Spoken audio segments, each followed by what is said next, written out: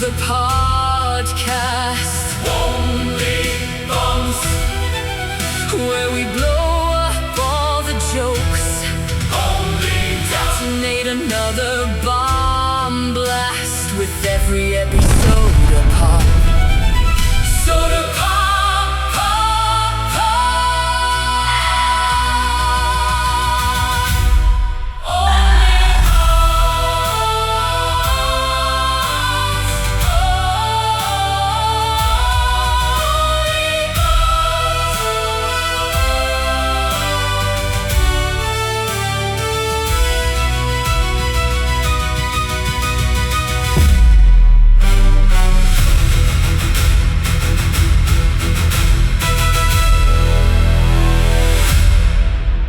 Hey, Drew. Thank you for doing Only Bombs, dude. Hell yeah. Yeah, this is gonna be a good time. Yeah, man. Yeah, it's gonna be a lot of fun, dude. So I wanted to start by kind of telling you, like, I've been telling my girlfriend this is kind of a full circle, like, kind of moment, because a few years ago, it was back in like 24, I think. That was your first appearance, right? 6'5", I think. Yeah. So my appearance was 670, right? But prior to that, I remember telling my girlfriend, I'm like, yeah, I want to go on Kill Tony. So she was like, well, what's Kill Tony? And then we watched the episode, and it's the episode that you were on. And she was like, I really like this guy. And I was like, yeah, man. I'm like, we just do. We loved you. You came in at the right time in our lives because we were just like blossoming. We were just starting off. Yeah. And so she sees Kill Tony. She sees you. She loves it. She loves the show and stuff. And then I go on Kill Tony, dude. And I get off Kill Tony, and you're actually like right behind the curtain. And I was like, oh, Drew Nickens. I was like, oh my God, I kind of met Drew Nickens. He said my set was good, babe. Yeah. And then so I went back home, and I was like, I told her. And then so fast forward a few years later, and here we are now. And I was like, babe, this is crazy. I'm like, dude, we got Drew Nickens. Can you believe it? Like, but man, what I loved, like, right off the bat was of course your positivity. And it also seemed like you were just extremely fearless in everything, like with the way that you did your jokes. I really thoroughly enjoyed your character as a person. So I'm really happy to have you on. So thank you so much for coming on. Appreciate you. Yeah, this is gonna be I like doing these type of things because they get to see a little bit more than just what's on Kill Tony. So it's like you get to see more where I don't have all that adrenaline and there's 350 people and moving pieces around, and you got to kind of zone in, and you have this brand that you're identifying with and everything of that nature. So I like these things. Hell yeah, man. So like, have you always like sort of had that sort of onstage persona? Like, is that something that kind of developed over time? Okay, so I was dog water the first 4 years of stand up. I was not very good, and it was also because I didn't have an identity at the time. Mm-hmm. And I was doing mics in DFW, and I wasn't getting booked, but I was working on material, trying to find my identity, trying to find exactly where I was, and I wasn't getting any shows, so it didn't feel like I was motivated at the time to like really try. And then it clicked. I was like, you know what? I'm really gonna try this stand-up stuff. Really gonna figure it out. And that's when I started doing like really high energy. And once I started doing that high energy and that fun, happy, I'm glad to be on stage, which I always am, but I feel like I've made it to where I personify that a little bit more on stage. Yeah. And by doing that, the audience is now like, wow, okay, this guy wants to be here. He's having fun, and he's for us. And once I realized that, and I started really clicking with that, for a year, my sets started taking off. My material started getting better because I found out exactly where I wanted to be when it came to the energy level, the mood level of when I'm performing, and kind of how do I get this audience to want to rock with me. And once I felt that and I understood that, everything started clicking. And then about a year in of doing that, so 5 years in, I started signing up for Kill Tony because I couldn't get booked in Dallas. I couldn't get a show anywhere except for Noah Shark Robinson. Shout him out. He's one of the only guys that gave me time to actually get on stage and be in front of a real audience. And I developed through there. But I was like, you know what? No one else is taking a look at me. I'm going to the mics. I'm doing the hangs. I'm trying to do everything right. I'm just going to go to Kill Tony. And that's when I started going for about 48 weeks. And after week 48, I got pulled and everything just went, whoa! It went a little crazy after that. So, dude, I can only imagine, man. Like, and unfortunately, like, I don't really have the same story you do. Like, because my experience was that I got pulled like right at my first fucking time I signed up. So I was like one of those kind of people, and so I didn't really have the I guess what do you say, like basically I didn't have like the thing that people have like when they're just trying for so long, you know, to get on the show. And you're not the only one with that story. There's a ton of comics out there like you've been trying for like a year, like 2 years, that kind of thing. There's a guy named Joe Newcomer who's been signing up for 109 weeks. He hasn't gotten on. But whenever he gets on, I think it's going to be a really special one because he's a Barker / store guy. He's always coming. He lived a full life. Very interesting. So you see guys like that. You see guys who've been trying, and you know they understand how important it is because they haven't been pulled, and they finally get that shot. They're like, okay, I can't miss. When you get on the first time, you don't have that same appreciation because you didn't slum it in Shakespeare's or Poor Choices with everyone else. You weren't, oh, you're in a bad mood, but you still got to be around a bunch of craziness and everything of that nature. Yeah. So yeah. But how did you feel about your interview and everything? Well, so I didn't really prepare at all for the interview, so I didn't feel like it went well at all. But it was kind of interesting because I played music, and that wasn't really anything that I was expecting to do. It just, you know, like I wasn't like a super fan of Kill Tony. It was something more like at the time, like more my brother was into. I just kind of did it, like, you know, and then Shane Gillis was on there, and that was really cool. Was it the Shane Gillis, James McCann? Yeah. Oh, okay. That's a good one. Yeah. That's a good episode too. It was a good episode. It was a lot of fun. And yeah, dude, like they were like, is there anything else about you? And I said, you know, I played music, and then I get up there and I played music, and, you know, that's no big deal. But at the same time, I was just kind of like, whoa, man, like what the hell just happened? You know, like I couldn't believe it. And, you know, I was like, wow, this is insane. You know, but I also walked away thinking, I'm like, man, I have a lot to learn. That was not as easy as I thought it was going to be. I think one thing is like people don't understand the magnitude of it when you're on stage. Right. Like when you understand that 2 million to 3 million people, especially at that time, it was about 1.7 to 2.2 million average during 670. Like those cameras, there's millions of people watching in there. And so you don't understand it, and you get off and you're like, whoa, that's 2.2 million are going to see my face on this show. And like, I can only imagine how many people are watching Netflix and like how much it's grown from there. But like, it's such a weird feeling. Yeah. When you're like, I just played music in front of 2.2 million people. Yeah, dude, it was jarring. Yeah, man, it was jarring. Like I remember, so I remember I was out Poor Choices at the time, and I remember walking across the street, getting to behind the curtain, and I forgot the fellow's name who was there, but he was very, very nice guy, you know, being very encouraging to me. And I guess I didn't realize like what I was walking into. Oh, Billy. Yeah. Billy. Shout out Billy Shields. Billy Shields. Hell yeah. Billy Shields. That's the man. Yeah. He was really cool. And he was being very encouraging to me, even though he had no idea like what my comedy was or anything. He's like, dude, you're going to do great. All this stuff. And I'm sitting there like, okay, I'm going to do okay. I'm going to do great, dude. And then fucking Joe Rogan walks in.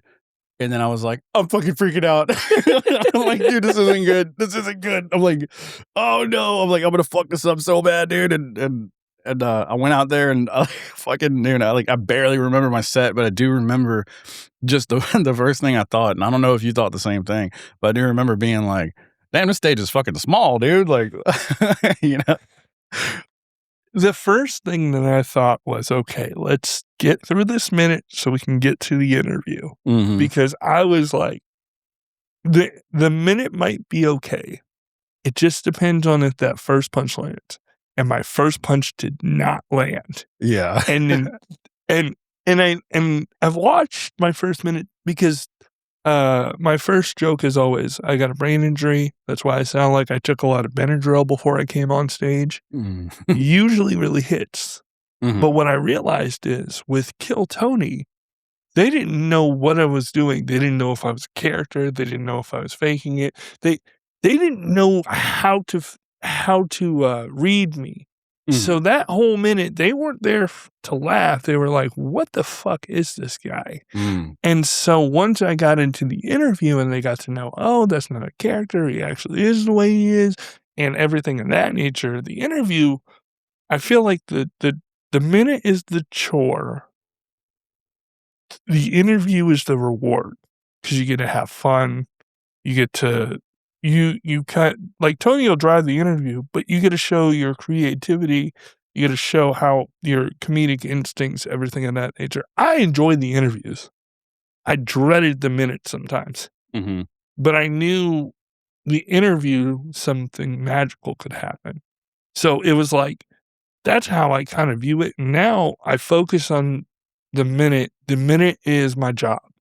The minute is I got to figure everything out. I got to figure out punches. I got to figure out timestamps on tags. I have to figure out, okay, what am I going to do to get this audience to wake up? Because what if there's somebody crazy like the last minute I had where there was a literal stalker on right before me? Oh, yeah. What Yeah. do I have to do to wake this audience up and get them to not think about that? Right. Because I know, and for the first couple months, I was bomb squad. I had to go in right after someone ruined the room where it was awkward. Mhm. So now my thinking is, how can I wake this audience up? What material can I do? How do I get it down to a science? And like the way that I do my minutes now is I literally will put a timer up and I will go, okay, here's a tag at 7. Here's a tag at 14. Here's a tag. Here's my setup and punch. Okay, that's 15 seconds. Mhm. It might be 17 if I put a pause in there. Do I have enough time for that pause? How do I keep it moving? Oh, I feel like I might lose them here because when I do it out in the real audience, I lose them 30%, 40% of the time that I'm doing that joke. What can I do to shore that up? And so there's so much work in the minute now that people don't get to see when it comes to that type of stuff. Yeah, I guess I don't see how many minutes go into that minute, you know. But so the jokes that you told on Kill Tony and the jokes that you prepared like now for like any kind of minute or anything like that, like do you like how do you find your jokes? Is it all like a personal kind of experience? Do you always hit on that personal thing, or I have a lot of personal experience. Sometimes I'll have like silly stuff where I'm like, oh, I have a shower thought. That's funny. How can I make this into a joke? How do I set it up? How do I get a punch? Like Stoner Thoughts, Mhm. the one where I came back in October.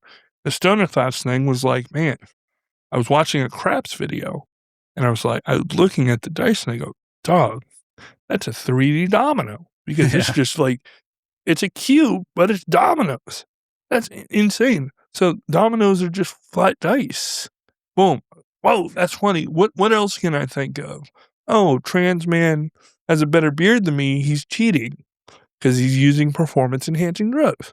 Oh, boom. Like finding those little funny moments where you're like, oh wow, that makes sense. How do I set it up? How do I make it funny? How do I set her up? How do I have the punch? And when I'm doing like longer sets or like a longer joke, how do I keep them entertained? Where can I differentiate where they don't know where it's going? Mhm. because you want that surprise factor. So Right. I do a lot of personal stuff because my life is kind of crazy and I have a lot of unique things about me Mhm. that people don't know. Like I was Mormon till I was 13, little things like that that people don't know about me Mm. that I think, oh, how can I make this funny? How can I give them a little peek into my life, but also make them laugh while I do that? Yeah. Because I feel like when they know it's real, the funnier it is. Mhm. Because Yeah. people can smell out a lie. Yeah. They really can. Right.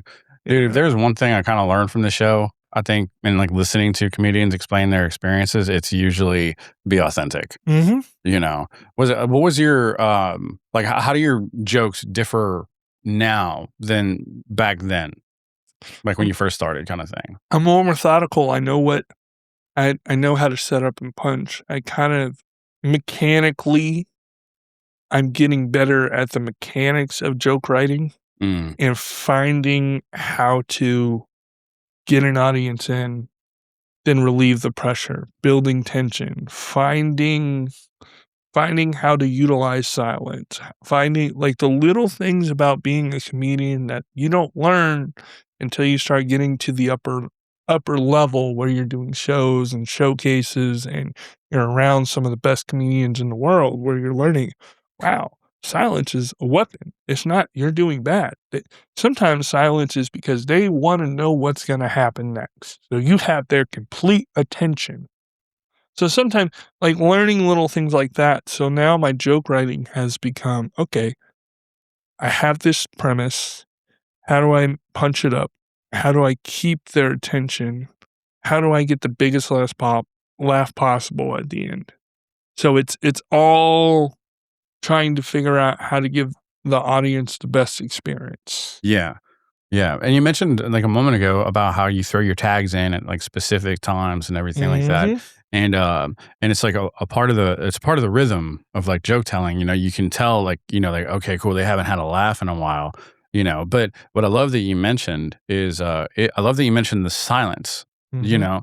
It's, because that is almost equally as important as having, like, those tags in there, 'cause sometimes, like, I could see a comedian who is not doing as bad as they think they are, and then they feel the silence, and then they panic, and then they're like, "Oh, yeah, sorry, that wasn't so good," and it Mhm. literally breaks my concentration, like, when I was actually paying attention to them initially, you know? Well, it's that anti-meta, "Okay, you remember WCW in the 2000s? Do you watch pro wrestling at all? Um, no, I So didn't really watch it then. so WCW in the 2000s, Mhm. they started doing this thing where they started pulling the curtain a little bit, where they Mm. started using terms like shoot and kayfabe and all this, where they were peeling back, "Well, this is a show, and what's happening right now is real. It's not this is off the cuff." And it wasn't authentic, and so when you do things like that, like, "Oh, man, that didn't do well," or da, da, da,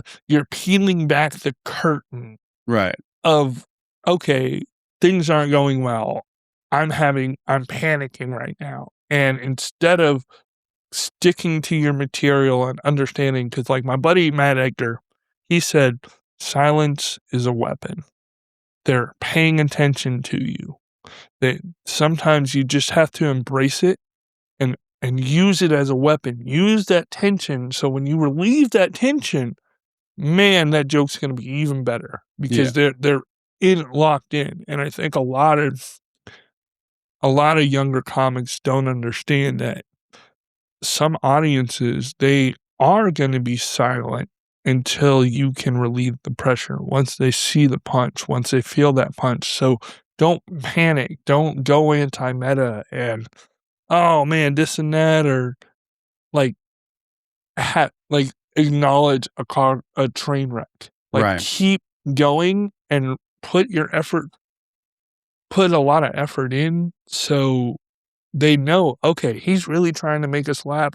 Let's be more open to this," and you might be able to turn them around. Yeah. Yeah. So to kinda go back a little bit and, um touch base on it. Like, was doing comedy something that like you knew you wanted to do for a long time? So I loved stand-up comedy Mhm. for a long time. My favorites were like Aziz Ansari, Wanda Mm. Sykes, Sinbad, David Spade, Jabuki Young White, Sam J, like a bunch of different type of comics that I loved to watch that were Mm. just kind of like, as you could see, a lot of different types of styles. And so I have always kind of been a funny guy. I'm a very extrovert. So Mhm. I was like, you know what? Let's give it a try. And I did a mic and I did a long 5-minute story that was terrible. But, Mm. but, but I got hooked on it. And I was like, I want to kind of do this. I want to explore this. And the growing pains weren't easy because I wasn't developing at the pace as most people develop at because my brain injury. So it took me a little bit longer to grab hold of some concepts that most people grab hold of a Mm. lot sooner. But I like to call myself good barbecue because it's a low and slow process. Right. And I'm figuring it out as I go. And I've really so I'm glad I did this, you know? I'm glad Mhm. I stuck with it because there were some times where, like, 3 years in, I was doing 1 mic a month just because I the grind was so tough and trying to, "Oh, I'm not getting any shows. I've been at these mics for 2 years. Everybody knows me. Mm. I'm a staple at this mic." Shout out to Mad Hatter in Fort Worth. Um, I was a staple at that mic. I love that mic. It was a little bar mic at 10 p.m., and if you were funny, you were Mhm. funny, but if you weren't, it was brutal. Wow. So what is something that you kind of learned that was sort of like a pivotal moment in your comedy? Energy, man. Like Energy. like, understanding that if you act like you wanna be there and that you're happy to be there and you want them to have a great time, and you're not just doing it so you can get to point A to point B or because you're trying to get noticed by this scout or you're trying to go viral, but Right. you're there to just have a good time and tell jokes and make sure that the audience is giving the best experience, Mhm. then you're not going to be successful. It's all about putting your full effort in Yeah, to exactly. what you're doing, and I think that's when I learned that, and because I'm a high energy guy, and I started utilizing that energy, it made me a lot more successful in on stage and getting pops and getting, "Oh, wow, this guy, we really like him." And I see it all the time now, I'll go up I went up at a Sandjack on Saturday, and there were 7 people, but I gave my heart out to them. I was sweating, Oh, but I was yeah. having such a fun time, and I could tell they were enjoying it too, and I Yeah. was like, "Okay, no matter what's going on, if you especially every time you go on stage, you put in that effort, then you'll never have to turn it on because it's already your muscles already flexed. You're already like, "Oh, man, I'm gonna give it my all here. I'm gonna give it my all here." Da, da, Mhm. da, so Yeah. I remember going up, quite a bit. I still have issues, like, kinda with this, like, I remember going up quite a bit, and, like, it wasn't necessarily, like, the nervousness for telling the jokes, it was more like the nervousness for, like, just, like, I guess, like, not telling the joke the way that I wanted to tell it, right? So, what is, like, some, like, kind of fears that you, like, still are trying to overcome on stage? some of the fears I do is like, uh, if the material isn't landing Mhm. and I still have to have that same energy because I've been closing Secret Show for the last couple months now. Red Band's been giving me that privilege, and there have been some nights where they're tired, and I say a punchline and I don't get the same response, Mhm. and my biggest fear is, well, now I'm not going to now I'm not going to be successful because now I'm showing weakness because then they can see it on. I know they can see it on my face because I can see it on my face, and I'm not even looking at myself. I Right. know that I'm giving an adverse reaction. Now the set can go downhill. Mhm. And my worst bomb, I was 3 months into comedy, and I was in Shreveport, Louisiana, and I did a show at a casino called Sam's Town, and I was doing 30 minutes. Whoa. And they didn't tell me until 20 minutes before, "Hey, this is a PG-13 show. Oh, no. You get 1 F-bomb." Oh, no, dude. Yeah. And let me tell you, there was a senator having a birthday party there. There was 250 people in this lobby. Oh, yes. This is fucking awesome, dude. And when I tell you, it was my worst bomb for a long time until the Trump Biden episode came up, and the minute didn't go well. In the interview, I salvaged it with me and Adam Ray. Adam Ray, one of the best in the business. We had a dance battle. We kind of picked it up, but I was so upset with my minute, and I was like, man, 6 million people are going to watch this, and now it has almost 30 million views. That's wild, dude. That is wild. But like, I always flash back to it because it felt like once you lose the crowd, it's like, my biggest fear is I'm never going to be able to get them back. Because I've had that happen. Sure. And when you had that happen, now that's like your biggest fear is like you lose them for a second and you can't get them back. You're like, oh no, I failed. Right. And that's right. my biggest fear. It's like, I trust my material. I trust the work I'm putting in. I trust my instincts being able to be in the moment. But if I lose them and I can't get them back, that's my biggest fear. Wow. Yeah. Yeah. Dude, I've seen that happen like to myself, like so many times, where it just kind of like, I'm not the comic that these people like want. You know what I mean? I'm like, cause I'm also kind of the same way. I'm like, I'm very, very animated on stage and everything like that. And so sometimes there's like, I have to give myself like pep talks, like, all right, come on, give it your all, that kind of thing. Do you have any like sort of like pre-show ritual that you do to kind of help ease your mind for those kind of things? So I do. I bounce around like, you ever watch amateur wrestling? The college and high school wrestlers. Yeah. I always bounce. I would bounce, Yeah. bouncing, getting into the groove, and understanding. Okay, I'm about to get on stage. Yeah. Nothing else matters for this 5, 10, 15, 30 minutes, 45 minutes.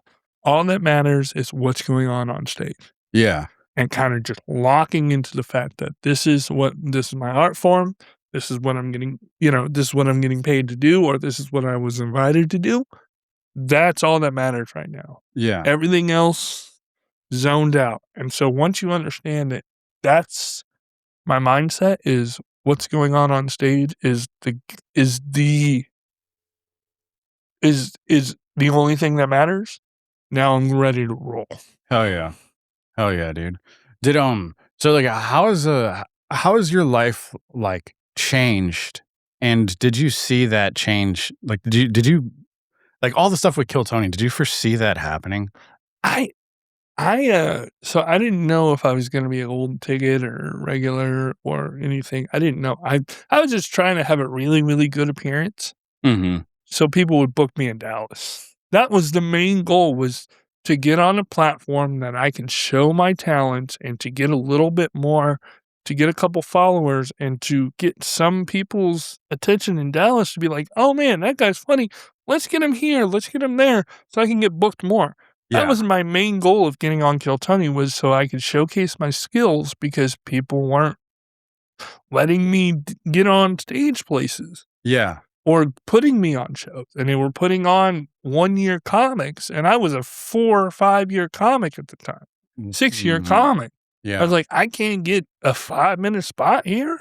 I can't get 10 minutes over here. Okay, well then I'm going to try and make my own thing happen by going here on Kill Tony. And there were a couple Dallas comics that were like, why are you going to Kill Tony every week? You should drive 2.5 hours to McKinney and come hang out here. And it was like, no, because I'm not trying. Why would I drive 2.5 when I could drive 3 and get on Kill Tony, and maybe something even crazier could happen. Yeah. And so I didn't foresee like a golden ticket or a regular ship or anything of that nature. I thought it was just going to be a good, fun moment, and I was going to have a great time. And from there, maybe I was going to get more bookings, and I was going to keep signing. I wasn't going to sign up as often. I wasn't going to go every week. I was going to maybe go once a month, and then I was going to try and go to Dallas and, try to work the scene that I was at.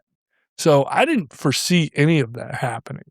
And maybe I was thinking small, but I was just like, I just want to get up on stage and get booked. Right. Yeah.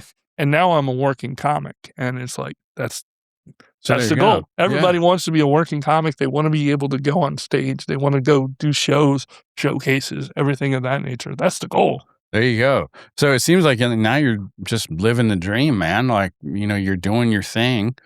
It's what sort of like lessons are you learning each show now? Like, is it kind of like just honing your craft continuously? Is it the constant search for new material? Like, how is it different? So living in Austin, what I've realized is you have to be doing something new every couple months. You can't you can't do the same 10 minutes everywhere. Right. If you do the same 10 minutes, people will stop booking you, because you have to keep evolving. You have to keep pushing yourself. So I'm always trying to do new material. I've also learned that there's the business side of things, because I handle my own bookings. I negotiate my own percents.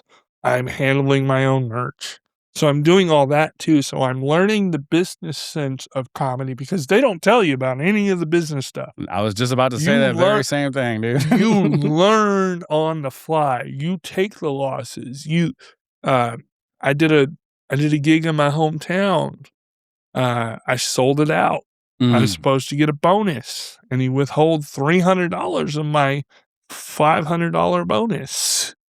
And it was a learning lesson of, okay, now that happened, now I'm never going to let that happen again. Right. Let me figure that out. So I'm learning on the fly when it comes to bookings, to dealing with club owners and bar shows, and produce a lot of independent producers, because I do a lot of independent shows, and I love it across the country. It's great. But I've learned so much in doing that, and I'm constantly trying to get up 90 minutes a week of stage time. I'm constantly trying to figure out, I did a Kill Tony minute, it bombed, but now I'm a better comic.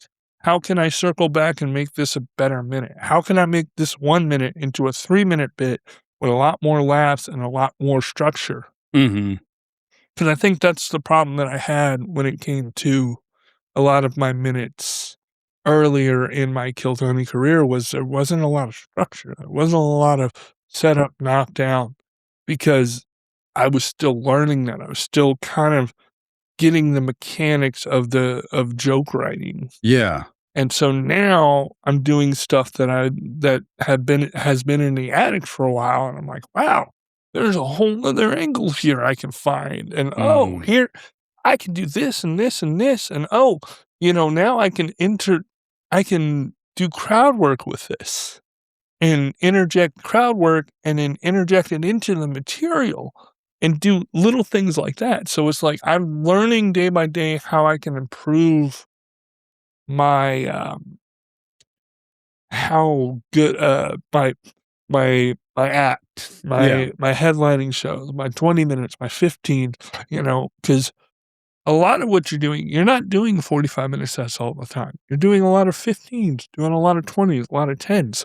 How can I maximize the amount of fun that the audience is going to have with me, any time limit that they give me? Yeah. Do you ever try to do like crowd work or anything like that too? So the way that I do crowd work is I'll ask people questions that pertain to the material I'm doing. And like I'm working on a joke that involves Harry Potter, and I ask people what their favorite characters are. And whenever they say their favorite character is, I have a tag for that. I have something I can riff off of, or I have some sort of idea to get a laugh, to get a pop. So I was doing an open mic in Tulsa, Oklahoma, and I did I did a, hey, who's your favorite character to this girl? And she said, well, I love Neville Longbottom. And I said, oh, man, you must fuck anyone, man. And it worked because it was like, okay, boom. That's funny because she likes the most dweebiest dude in the world. I love Neville as a character, but man, okay, I can connect that. Or, hey, what do you do for a living? How did you get your girl? What pickup line did you use? Because I have a pickup line joke. And so I'm able to interject it and move it towards my material. Oh, yeah. And I'm able to get an extra laugh through that crowd work. I'm not doing, hey, what's your name? What do you do for a living? I don't do that. Right. Because I feel like that's basic. But if I can tie a crowd work question into my material, Mm-hmm. it makes it even more authentic because then you're still getting those magical moments of crowd work, but you're also relying on your material and trusting your material. Yeah. And you're using it as a tool instead of a cop-out. Yeah. Yeah.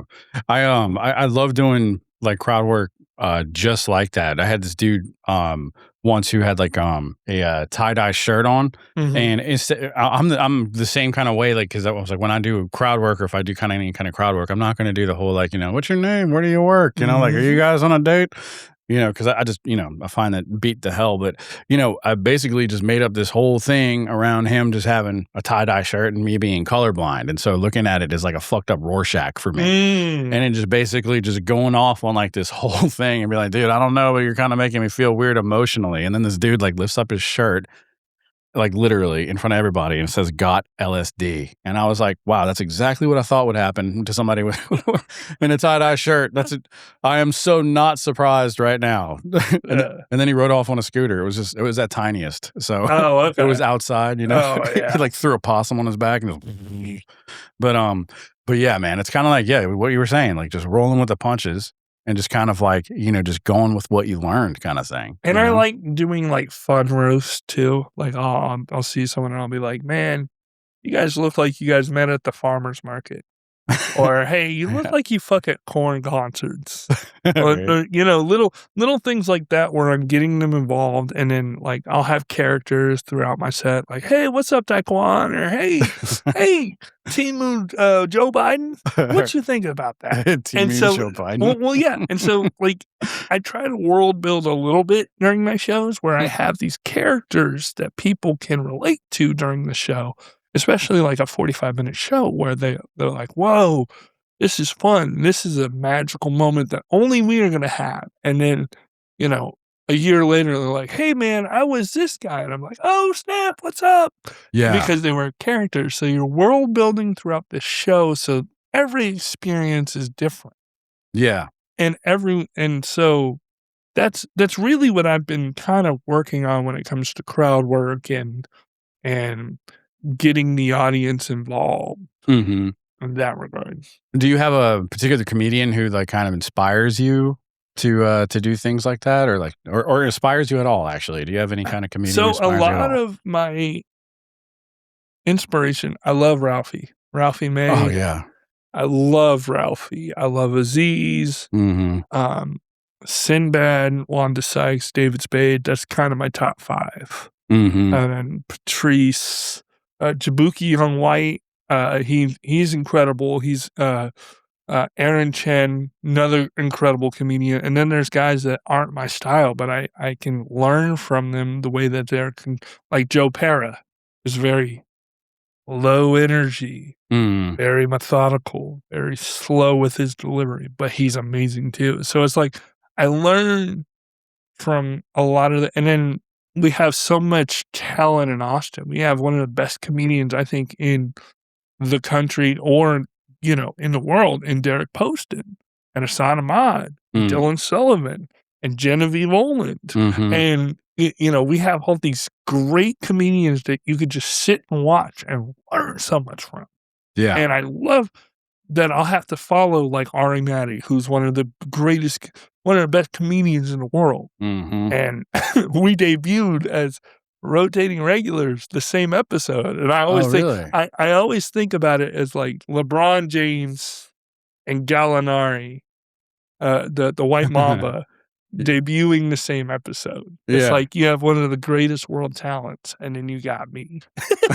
You know, but like we have so much talent in Austin and people that come through that you just get to learn from, like Ray Lau and like Ron Taylor. Oh yeah, he was And- just here, Ray Lau. Sorry. Yeah, Ray Lau's amazing. Yeah. And then you got guys that come through like Andre Kim, and it's just incredible. Like learning, I love Austin because people want to shit on it because they think it's all edgy humor, and that's because you don't look at everything going on. You see Right. Kill Tony and you just want to say, well, that's all Austin offers. And I'm like, I can show you so many great, talented comedians like Freddie Doulis, like my buddy Dusty Carter, my buddy Sam Hunter, Alex Ollinger, Robert Tabbitt, Matthew Wamos, like a bunch of talented comedians that you haven't seen that are very technically sound, that don't just rely on shock humor, that are very funny. I mean, and then you got some guys like Hans Kim, Enrique Chacon, David Lucas.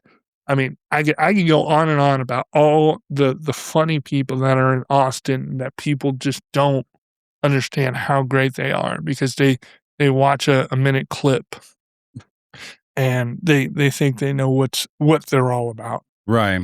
Yeah. Yeah. Shout out Colin Sledge and Timely Rain and JJ Alexander. We all went on tour, and Tony Scar, we all went on tour together, and we were doing 15s. And it was so much fun just seeing us develop new material and see new strategies. It was awesome to just see. We were doing 8 shows in 7 days, and we were just going. rolling. Just going and flowing, dude. Yeah. Man, that is awesome, dude. What like is there an area of the country that you like to perform in the best? I love the Midwest. Midwest. Midwest is probably my favorite. They must love you knowing that you come from Washington, huh? Well, the Midwest and the South love Kill Tony. Yeah. So that's where I get the majority of my bookings is in those 2 areas. I haven't gotten a West Coast booking really other than like my hometown Mm-hmm. and Seattle and Tacoma. But like the Midwest is always fun. The South is always fun. I've done a couple shows in Ohio and Michigan, and I did the Upper Peninsula of Michigan, and that was fun. There was like 4 feet of snow, Wow. and we were all.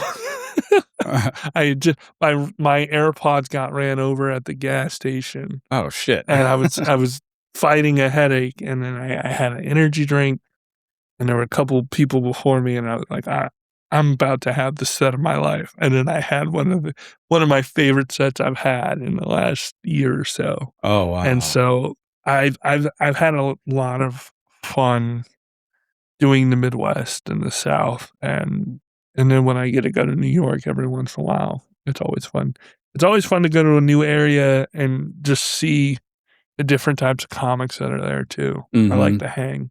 Do you do anything in like a newer area to kind of like scope out the kind of crowd that it's going to be or anything like that, or do you just kind of just wing it and just see it and just feel them out as you go? Well, I mean, if I'm not opening the show, I'm watching the show. I'm seeing Yeah. what's hitting, what's not. Kind of, okay, this crowd likes dark humor. I can go dark. Oh, this crowd wants something fun and more family friendly and more. They're not that type of audience. Mhm. Okay, I got a couple things for that. I got a couple jokes I think that'll really hit. Yeah. So it's like you kind of, I just pay attention during the show. And if Yeah. you're paying attention during the show, if you're an experienced comic, you should be able to adjust to what they want. Yeah. Yeah. So, man, like, so me, like growing up, I was always kind of like class clown kind of thing, like very typical kind of kid, you know. I love making people laugh, you know, always. It's like, Mhm. there's a very big difference, I think, between like people who are funny and then people who do like stand up, you know what I mean? Mhm. But like, why comedy, man? Like, why did you choose like this path as like, this is where I need to go? I like making people happy. And Yeah. I also, after my head injury, it was like, I didn't feel like I could be a contributing member of society at that point.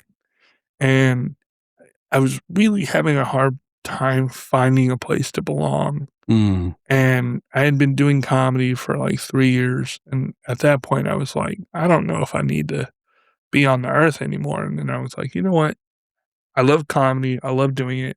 I know I'm not getting the result I want, but if I put a lot more effort into it and really focus on trying to get better, what could happen? Right. Let me give myself 2 years doing that. And I was like 3 months away from my 2-year mark when I got pulled on Kill Tony.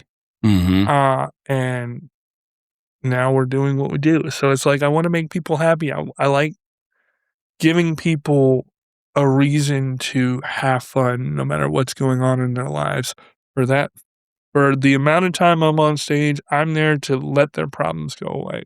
I'm there for them to have fun, to enjoy themselves, and kind of just understand that time is one of the greatest currencies we have. Mm-hmm. So when someone comes to see you, they're giving their time to you.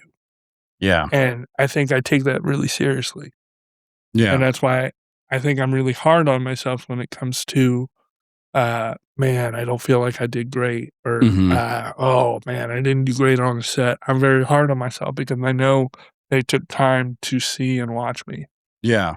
Okay, so what does like a shitty set for you look like, versus like a great set? Like what are some things in your mind that you're just like, I hope I walk off the stage with this today?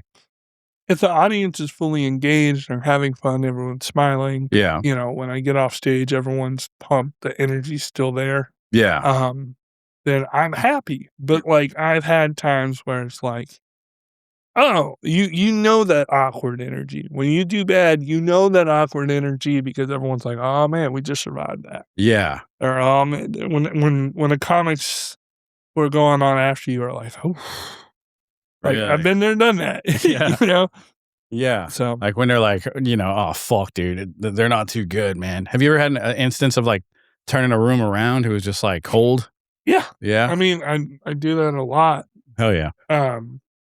Where there'll be less seasoned comics that go on before me and they don't read the room, or they're doing material that's not conjacent to the room, and people aren't they're stepping over their punches, they're nervous.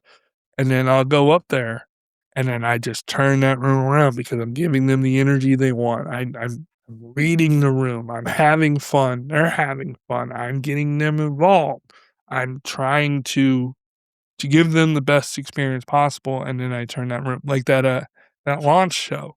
Yeah. There was a couple comics that were newer, and they weren't picking up the room very well, but that's okay. Like being on shows, you're gonna get better, and I don't get mad at that type of stuff anymore, Right, because I right. understand that's part of the journey for them and for us in comedy, and it gets me better when I have to work to get them.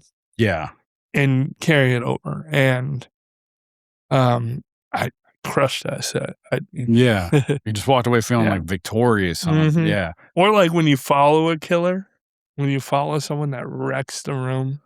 Oh, yeah. There's a mothership comic named Christoph who's a monster, and about a year ago, I did Filthy Show at Creek, and he wrecked the room, and I was like, I gotta go next. And this was right after the Nashville episode had aired, so everyone was like, "Oh no, da da da," and so I had a chip on my shoulder. I was like, I need to murder tonight.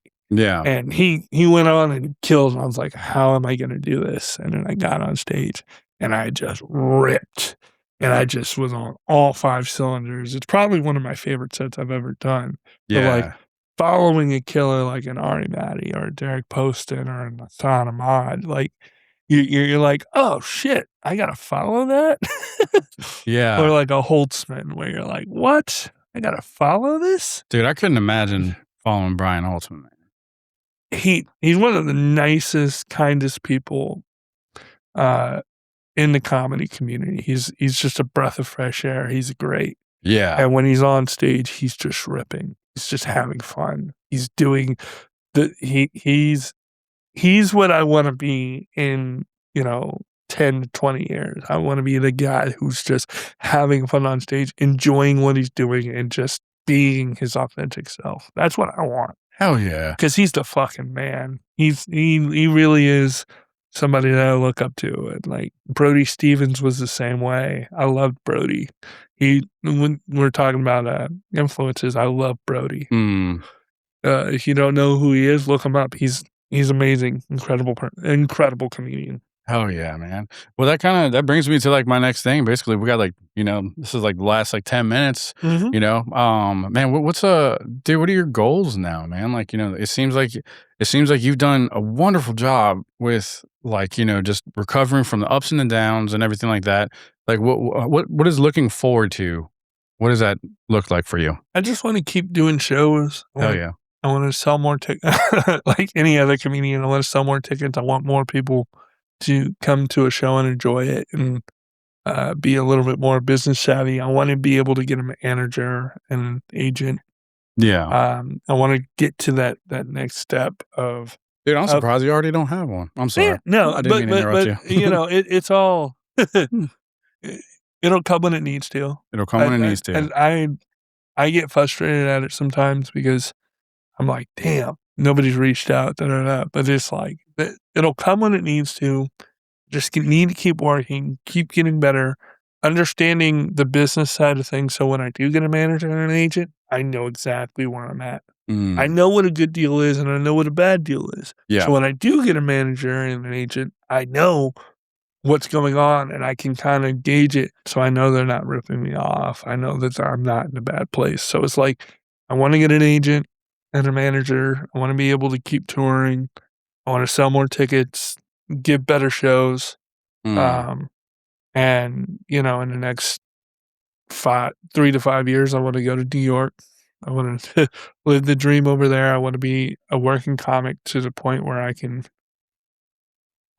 afford to live in New York and be able to fly, twice a month to do gigs around the country.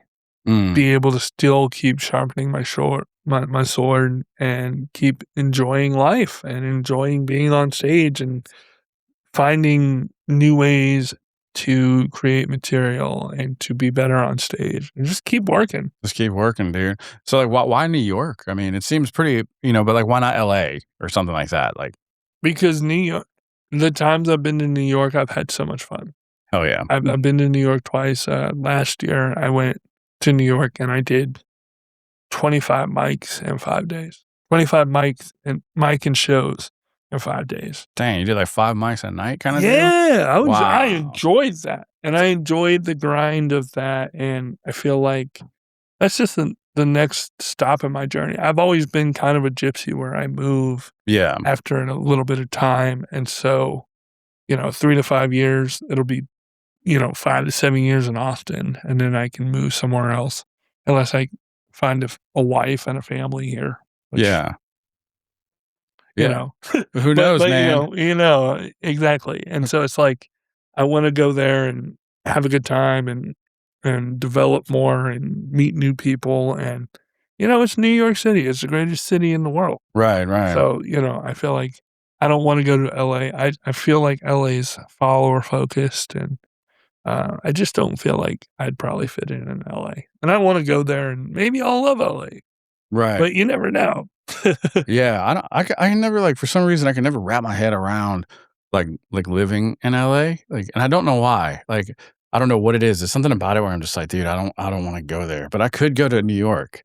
I kind of see the difference, man. But I feel like, because I lived in Dallas and New York are similar in a way where if you have any sort of interest or you want to do anything, you can find it in Dallas or New York. Yeah. I don't think it's the same way in LA. In Dallas, wow. But yeah, you don't think it's the same way in LA, huh? I don't think if I was like to really get into playing Yu-Gi-Oh again, I could find a big Yu-Gi-Oh community, or if I wanted to do some really, really niche interest. Yeah. I don't think I could find that in LA, but I can find that in New York. Because that's why I love Dallas when I lived there for 5 years, is because if you wanted to do anything, you could find a community of people that love doing that also. Yeah. Yeah. It's have you ever been to Mage's over there? Mage's Sanctum? No. Dude, somehow fucking place has come to it's just made many appearances here because there are a lot of people who like I've had on who like cards and who like comic books and things like that.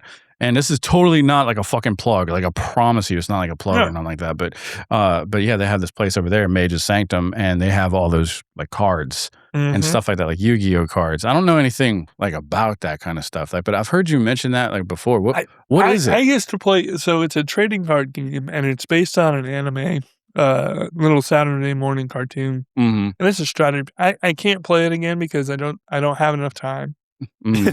Oh, really? Yeah, because it's a lot. Like, I keep up with it. I still watch like YouTube videos on it, so I know what's going on. But like, I can't play it anymore because I just don't have the time. You don't have the time. Is it like? It's really involved. Really? It's so strategic, and there's so much that goes into it. I enjoyed it when I was playing, but I haven't played in probably 6 years now.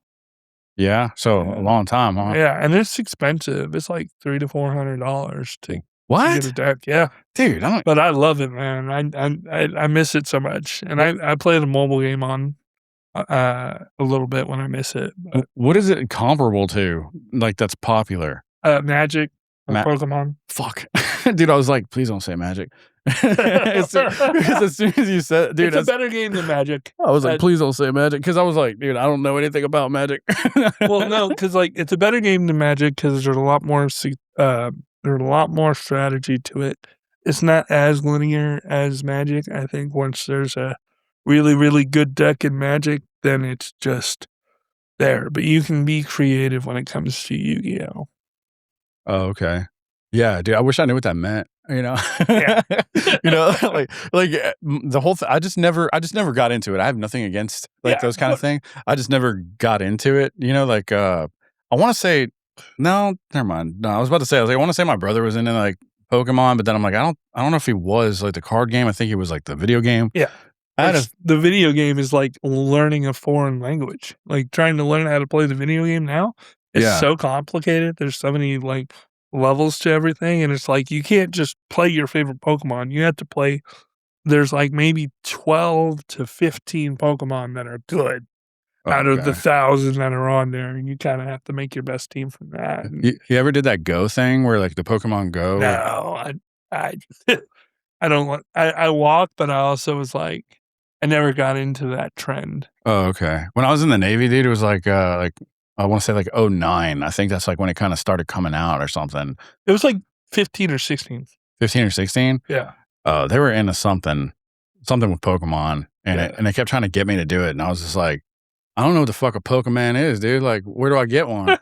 It was like all this thing, dude. But it's like I don't know, all those little things like that. Like that's what makes it happen. Mm-hmm. You know what I mean? Like that's the good shit right there, dude. Like, I like, as you can see, I love like little like toys, like knickknacks and shit like that. Like I just get like little things. Like that's my little thing. Like this is like my Yu-Gi-Oh. Hell yeah. You know what I mean? That's always fun.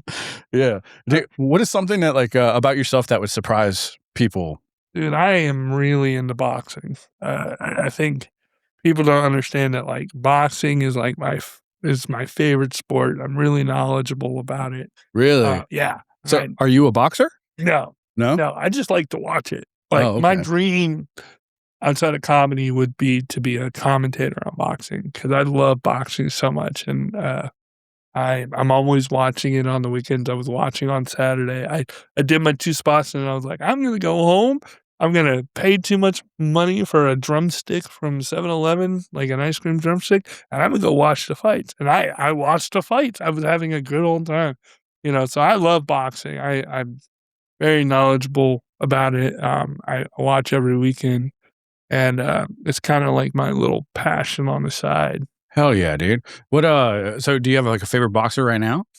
So my favorite boxer is this Dutch boxer. I think he's 12-0.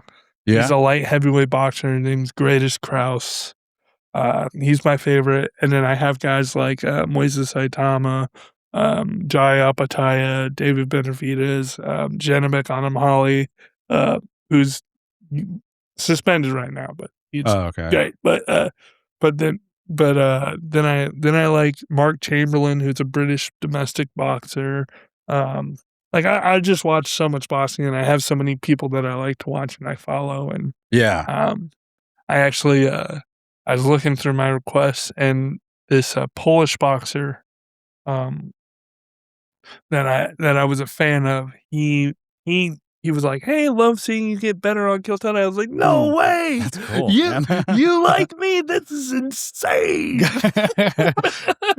that is too cool. And he was just like, "What you?" And I was like, "Yeah, I'm a big boxing guy, and I've gotten to meet like Kelly Pavlik. I got to talk to him on the phone, and he's the man, you know." So it's like it's so surreal, but I love boxing. Boxing is just kind of the thing I like to watch and Hell yeah. analyze, and I'm I try to do shit. I try to, like, if there's a show and I'm doing boxing, you'll see me watching boxing before my show. I'm like, I'm watching this fight.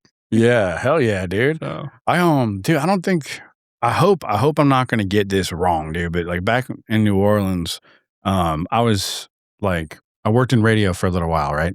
And they had this guy, Mackie Schulstead, who's from New Orleans. And Okay. I hope that's his name. I kind of forgot because it was so long ago. But anyway, so like I go to on Canal Street, and they had this guy who was boxing. It was the first time I ever seen any like boxing stuff, and it was pretty insane because they had a whole ring and like dedicated to just him, and he was like in there just shadow boxing. That's all he was doing, I guess. And you know, and so I ended up meeting this guy, and it was Bernard Hopkins. Yeah. That's insane. Yeah, dude. It was pretty crazy, but dude, I love boxing, but I'm not one of those super fans, really. Like I don't remember people's names and stats and things like that, but when it's on, you know, like I watch it, you know, like it's awesome. Do you have a favorite boxing movie at all? Oh, I love Southpaw. Southpaw? Yeah. Southpaw's so good. Southpaw is really good. I'm trying to think. There's a movie that just came out. It's called The Cut. The Cut. And it has Orlando Bloom. Orlando Bloom? Yes, and he's a boxer trying to make weight. And it's got a bunch of really good characters, really good actors in it. Huh. It's just about this boxer trying to cut weight. And it's like this crazy. It's not like a boxing focused movie because you don't see a lot of boxing in it, but it's such a crazy movie. I think if you watch it, you'll be like, whoa, what the fuck did I just watch? The Cut. Okay. The Cut. All right, dude. I'm gonna look that up, write it down right now. Because you don't even see that in Orlando. You see him and you're like, that's Orlando Bloom? That's Orlando Bloom and Onion? Holy shit. Dude, I think my favorite boxing movie is Cinderella Man. Oh, Paul Giamatti. Yeah. Man, that performance by Paul Giamatti is one of the greatest supporting actor performances of all time. Dude, I agree. Man, that's so good. Yeah, he was so good at it. They both were. Yeah. You know? They both were. Like you know, Russell Crowe, Paul Giamatti, Renee Zellweger. Mhm. Man, I love that. I love that movie so much. Like it's just a good all around movie. You don't have to be a fan of boxing to even enjoy it. It's just a good movie, you know. I'm like, you know, but hey man, dude, that wraps it up, man. I appreciate you, brother. Thank you so much for coming on, man. Thanks for having me, man. This was a good time. Yeah, dude. Well, I'm glad you have fun, dude, and keep fucking going with it. Keep kicking ass like you always do, man. But thank you so much for coming on, brother. Thanks for having me. All right, and that's it. That's a wrap. Adios.